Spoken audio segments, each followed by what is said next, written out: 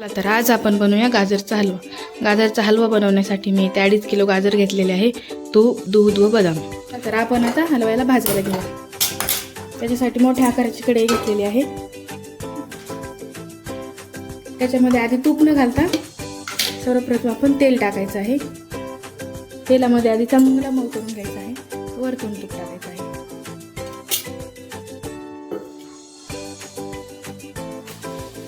याचं पूर्ण प्रमाण 2.5 किलोचं आहे.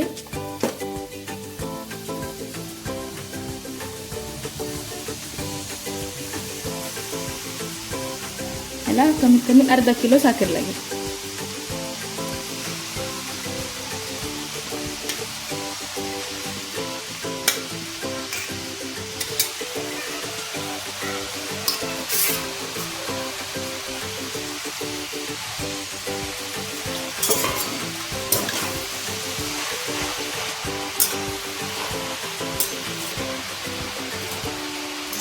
त्याला छान तुम्ही भाजून घ्यायचं आहे.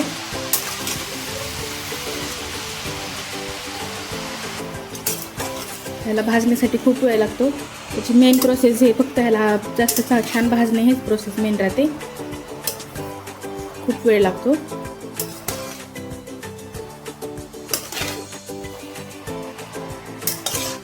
चांगला हलवून घ्यायचं आहे.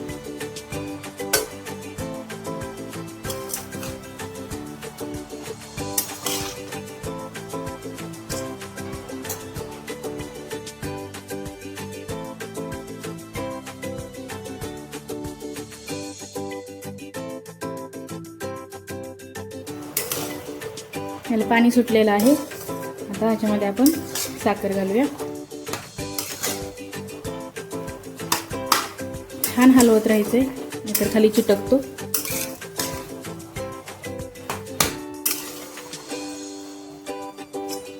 बदाम घालूया. साखर ही घालूया. अर्धा किलो माप घेतलेले साखरेसाठी. आता आवडीनुसार तुम्ही कमी जास्त करू शकता. 2.5 किलो गाजर असल्यामुळे याला अर्धा किलो साखर लागते.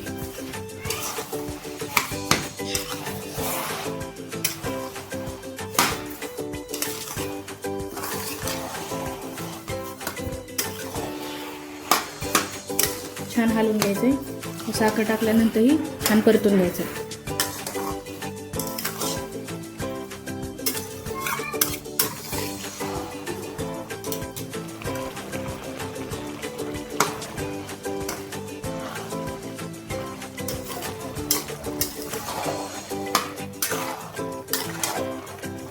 आता याच्यामधलं पाणी आटेपर्यंत आपल्याला हे भाजून घ्यायचं आहे व नंतर दूध घालायचं आहे. अगोदर साखरेचं पाणी आटू द्यायचं, नंतर दूध घालायचं.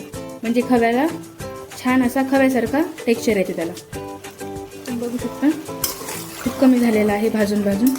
आता आपण ह्याच्यामध्ये दूध टाकूया.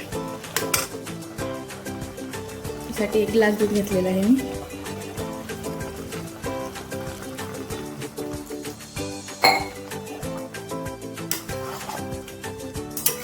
दूध टाकून पण आता खूप वेळ भाजायचं आहे ना, चांगलं कोरडा होईपर्यंत. दुधाने छान खवा टाकल्यासारखं टेक्स्चर येतं. खायला खूप टेस्टी लागतं. तर ह्याच्यामध्ये आपण अर्धा किलो खवा टाकून घेऊया. आपण दुधाचा पण यूज केलेला आहे आणि खवा पण टाकणार आहोत.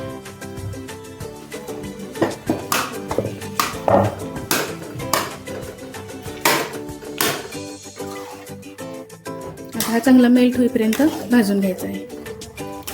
आता हा खवा मेल्ट होईपर्यंत छान भाजून घ्यायचं.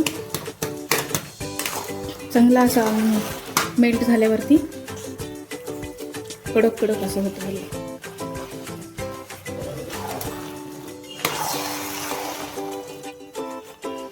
त्याला खूप पाणी सुटलेलं आहे. सुकूपर्यंत भाजून घेऊया आपण याला.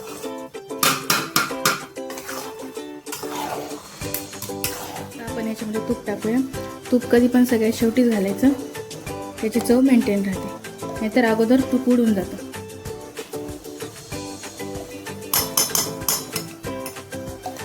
खवा आपला मेल्ट झालेला आहे. अजून थोड्या वेळ हलवून थोडा घट्ट होईपर्यंत मग आपण गॅस बंद करूया. हलवा तयार झालेला आहे. आता आपण हा वाटीत काढून घेऊ.